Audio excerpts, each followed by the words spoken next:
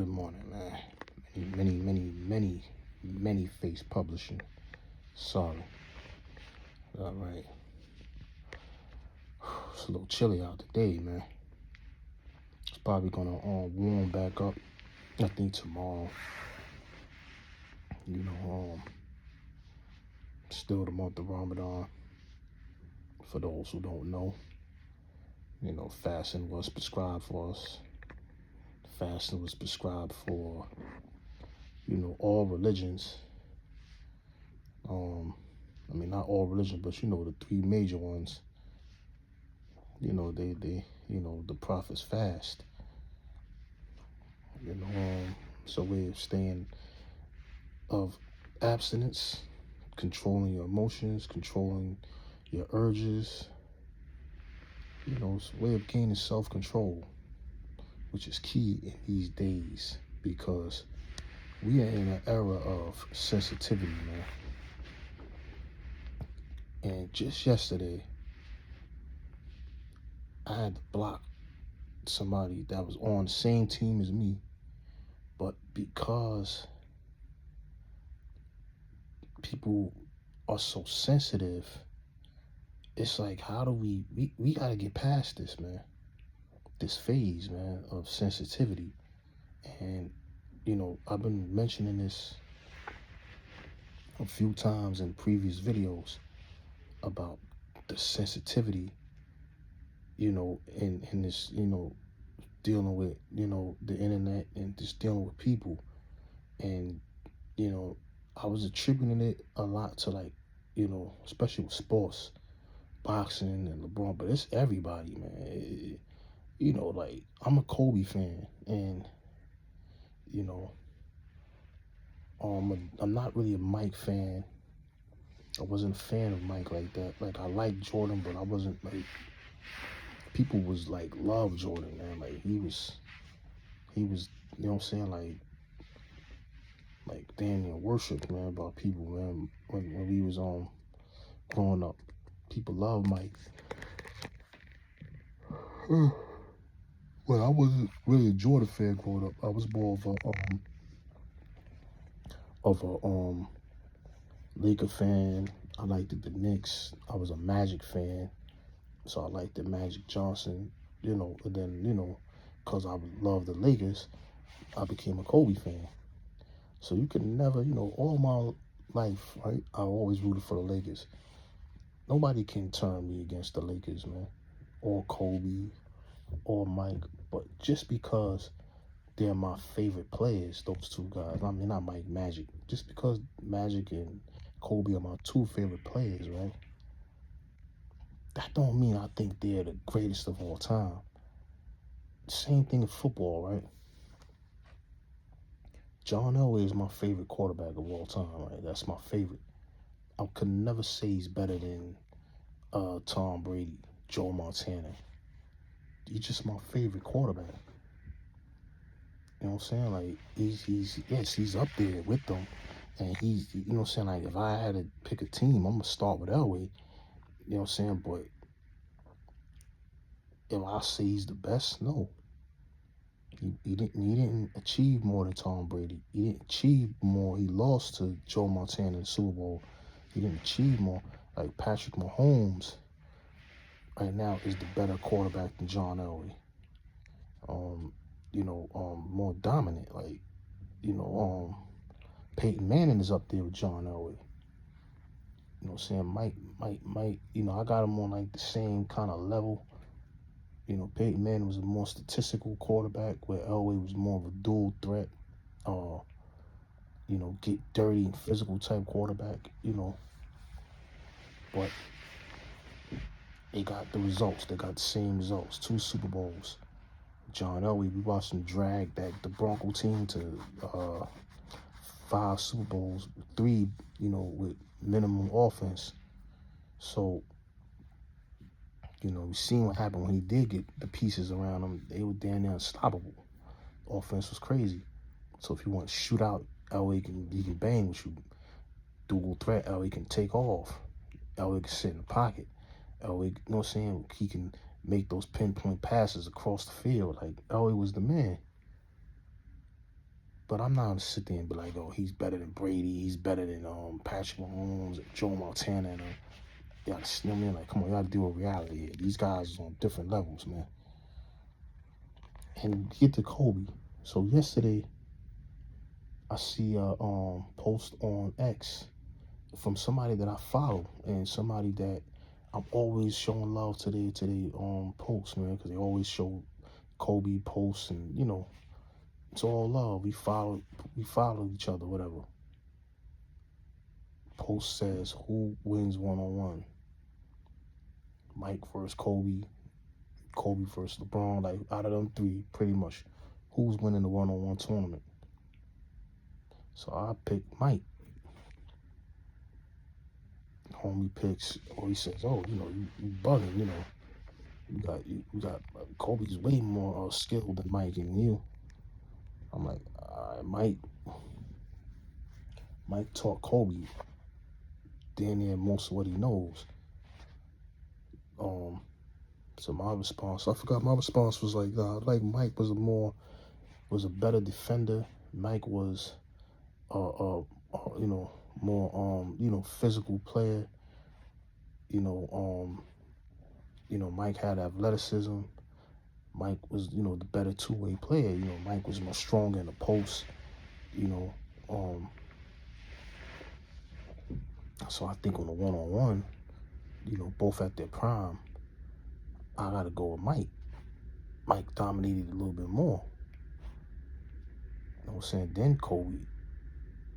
You know what I mean? Like, I just don't think Kobe would beat Mike 1-on-1.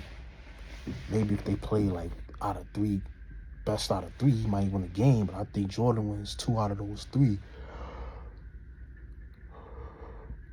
And then, you know, he was like, oh, you know, as I'm explaining these points, I'm like, but Mike was Defensive Player of the Year. He led the league in steal 3 years in a row. He's like, trying to say Kobe was a better defender. And I'm like, nah, you got to be high on something, man. You know, but I'm thinking this is all in jest as we going back and forth talking about making our points. And then he said Kobe was more skilled. I said offensively, I can say Kobe had a little bit more of a skill set. You know, I agree with him with that. And I'm like, you know, as I'm, you know, explaining my points, I'm like, you know, I heard some noise. You know what I mean? But as I'm explaining my points, I'm like breaking down what I'm explaining, like why I'm saying what I'm saying. And I'm like, you know what, you're right, Kobe is the more skilled player, but you know, like Kobe does have more range than Mike as far as from the perimeter, from like shooting beyond the arc, you know, because they shot more threes. So Kobe, you know, he had a little bit more range. And, you know, Kobe had probably you could say Kobe had a better handle, more creativity offensively than Mike. You know what I'm saying? As far as, you know, with the dribbling, and, you know, Mike was able to get to his spots a lot quicker because of his strength and quickness. You know what I'm saying? Like, you know, Kobe, you know, could do the same thing, but Kobe had you could say Kobe had a better handle.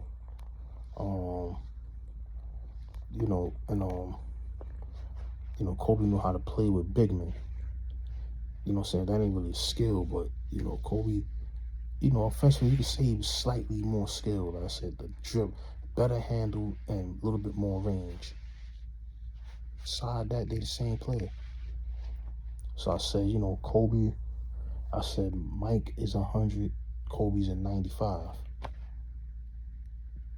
You know, but I agree that Kobe, you know, offensively was more skilled. He had a lot more moves. Not a lot more moves, but he had more moves. He was a little bit more twitchier. He was, you know what I'm saying? Like he had more range. But Mike defensively was better. Mike, you know, his will and determination was a little bit more stronger than Kobe's, just slightly. That's why I said if you're going out of 100, Jordan is 100, Kobe's a 95 and up. And God told me to shut the F up, then, you know, you just like pretty much saying like I'm a mic guy or whatever. You just saying, because I'm like, did you even watch the games? Like, did you watch the games? And he's like, I did watch the games. First of all, he has no face on this thing as usual, but these guys, I don't put a face to their some of them do, but don't put a face to the profile. But he's like, yeah, I watched the game. So if you watch the games, how can you sit there with a straight face and say that? And but he just was like, you shut the F up and all that. Fam, where's all that coming from? The disrespect, like. So now I gotta disrespect you back, and I'm gonna block you. So I'm not gonna go back and forth disrespecting each other, like, online, like, I don't know you, you don't know me. At first, there was no reason for that. We're just talking sports. And it's like, damn, even a Kobe Bryant fan is emotional like that. Like, usually you don't meet those type of guys like that. They're a little bit more rational. But just because I don't agree with you, I'm the enemy now. This is happening a little bit too often. You can't disagree with anybody on nothing out here without people ready to crash out, call you all type of names, and talk to you out of character. Particularly online, like, fam, you're not talking about like that in the street, man. Like, I'm a peaceful person, and I'm all about peace and trying to resolve things in a certain way, but I'm still a human being. Like, you're not talking to me any type of way, not in my face, man. Nah, you're not doing that, man. I'm not, there's only so much I'm gonna listen to, man, before I get worked up. Then, you know what I mean? So for me, I just try to avoid people like that. You know what I'm saying? Like, I stay far away from people like that, man. People like that are dangerous, man, to me. You know what I'm saying? Like, and they're just looking for action. They're looking for trouble, man. And and it's like he was looking for an argument. And it's like, damn, man, like, I ain't even do nothing to you, man. Like, for you to come out your face and start talking like that, like, over a sports talk, come on, man. That's unnecessary, man. Totally unnecessary, man. Like, and it's disrespectful and it's uncalled for. And like I said, we're dealing with a lot of people out here like that, man. They don't think past go. They don't rationalize nothing. They everything has to be, I gotta agree with you, or if I'm not calling up to what you think and we don't believe on the same page, then F you and like, what is that about? How does that help us better ourselves? And I feel like if we don't get a grip of this, we're gonna really start dividing ourselves even further. It's like some type of chemical imbalance in the brain, and it ain't just with young cats, it's older cats too. Because obviously, if homeboy was able to watch Mike play, he's an older gentleman. Why do you have to resort to talking to people in any type of way, or just because we don't agree? I gotta, be all these names, and it's just crazy, man. This type of society we live in, man. This is the type of society we live in, man. And just gotta be careful out here, man. This is why, we need to take these time outs and evaluate ourselves, man. Change the way we think, man. Like, for me to, you gotta evaluate yourself, man. Because a lot of the times, none of this stuff is worth it, man. After you sitting in the jail cell, you sitting on Rikers, or you go upstate and you get to Auburn and they close that cell, reality sets in. Damn, I just killed somebody over something stupid, arguing over something that over somebody else, that somebody else ain't living your life, man. If it ain't if it ain't for like a just cause, what are you doing, man? And when I mean just cause, is like you saving somebody's life, your wife, your kids, something like that, honor. We out here ready to crash out over the dumbest shit, man. I get emotional, man. Like, the emotions gotta be put in check, man. Like I said, I blame that a lot on a lot of these split up households, man, and lack of family structure, man. Because, like I said, growing up, I had uncles. No, I didn't have my pops all the time, but I always had male. Majority of my life, when I had the male figures around me, I was in check. I was doing what I was supposed to do, man. You know what I'm saying? I was going to school. I was, you know what I'm saying, getting decent grades. I was, you know what I'm saying? I was like, I was more focused. Once I got away from that, once I was taken away from, being around uncles and your parents, your pops, and I was isolated, and it's just me and my mom. That's when a lot of problems started for me, man. That's when the other influences started to get to me, man. You know what I'm saying? Like, and I feel like the structure of our family system is just broken, man. There's no more sitting at the dinner table. There's no more like real family engagement. You rarely see family cookouts like we used to. Family reunions, and everybody's so spread apart. Everybody is just in their own world, and everybody is dealing with their own emotion, and everybody's divided by emotion, man. This shit is crazy, man. Like, how does this stop, man? Like, but I feel like we gotta get control. We gotta start taking time out. Everything starts with each individual. To me, it's like, how you gonna save the world if you can't save yourself, man? You know what I mean? Like,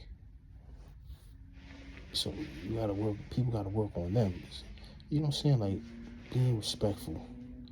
Be respectful to yourself, man. Being conscious of what you're doing. Simple things, man. Mindful of what you're saying, like, I don't get it, man. This society, man, is like, we're going in a different direction, and the direction that we're going, it's very emotional, man. And it ain't just the brothers, man. It's all of us, man. It ain't just the brothers, man. It ain't just the brown people. It's everybody, man. All nationalities, man. People are very emotional, man. Very emotional. Turn on each other, all over emotion. Like, you sit back and think about what you was mad about, that you crashed out with your best friend over, and now y'all no longer friends. You were like, damn, I was bugging, man. Like, I didn't have to do that, man.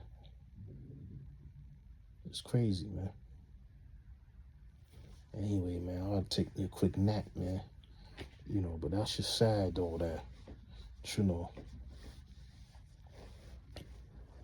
we get that emotional over people that don't give a F about us, man. It's just a sports talk, man. This just goes to show you the mind state of, because some people be like, but why are you even engaged in social media? Why do you engage? Because it helps me understand. You start to see where people's minds are, man. The immaturity in thinking, you see it, man. It's like, damn, man, look how we think, how we treat each other, man. Like, it just gives you, a way of understanding how to navigate through the system. Hopefully this is just a phase. You get back to being men.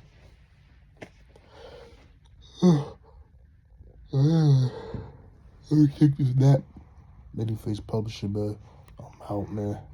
You guys have a safe, blessed day, man. Be careful out here in the streets, man. Peace. Have a good night, man.